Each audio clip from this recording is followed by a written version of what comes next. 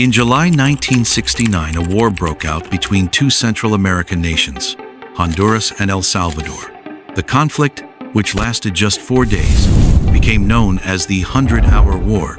Some also call it the Football War, because it was sparked by a World Cup qualifying match. But that's not the full story.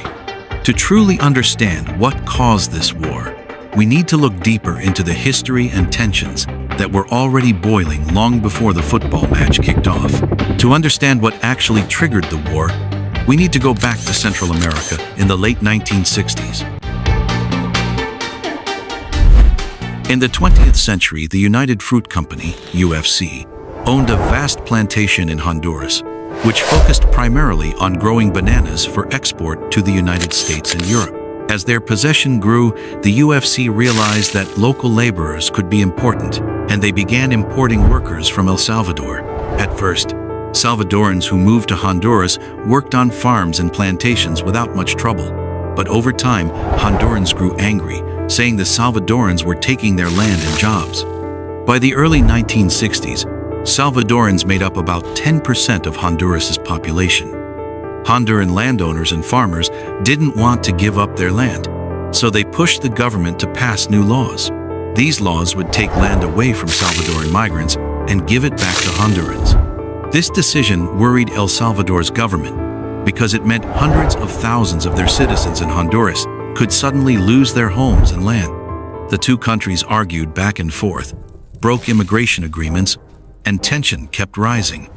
By 1967, El Salvador had already started preparing for a possible war. They strengthened their army and built up weapons. Meanwhile, Honduras's armed forces were far weaker in comparison. The stage was set.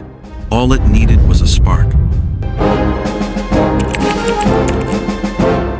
The year was 1969, and both countries were drawn against each other in the qualifiers for the 1970 FIFA World Cup in Mexico. So it was now time for them to play against each other in a series of matches. On the 8th of June, 1969, the first match was played in Tegucigalpa, Honduras. The night before the game, Hondurans gathered before the Salvadoran team's hotel, making noise and disturbing them. The next day, Honduras defeated El Salvador 1-0. On the 15th of June, 1969, the second match was played in San Salvador, El Salvador. The Salvadorans defeated Honduras with a 3-0 win. In response to the defeat, Hondurans started terrorizing the Salvadoran settlers. Salvadoran fans in Honduras were harassed and attacked. Homes of Salvadorans in Honduras were burned. What should have been a game of sport became a spark of violence. As a result of these, immigrants started fleeing back to El Salvador.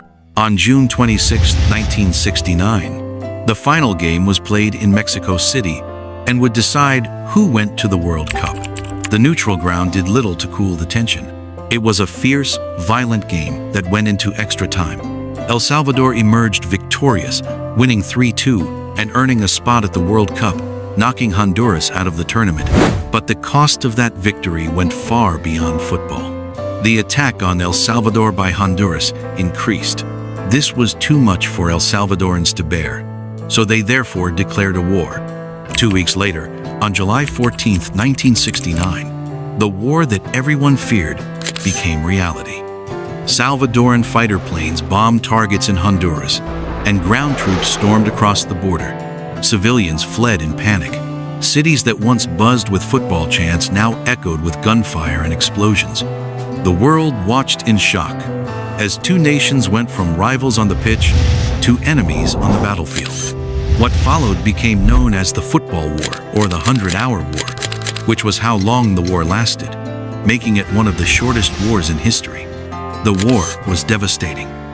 Thousands of people were killed. Tens of thousands were wounded. Many Salvadoran immigrants were expelled or fled from Honduras, many leaving behind homes and possessions they had built for generations. On July 18, 1969, the Organization of American States, OAS, intervened and enforced a ceasefire. The war ended after 100 hours, but the scars remained for decades. So, did football really cause the war? The truth is, football was only the spark. The real fuel was land inequality, poverty, and political corruption. Honduras was under immense pressure to redistribute land to its own citizens, and Salvadoran migrants became scapegoats. But when football entered the picture, emotions boiled over. The World Cup qualifiers gave both nations a stage to pour their frustrations into pride, anger, and hatred. And when the final whistle blew, those emotions spilled beyond the pitch.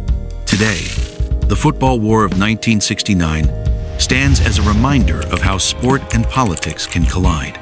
Football has the power to unite nations, but when mixed with anger and division, it can also tear them apart. This was one of the rare times in history when football was linked to a real war.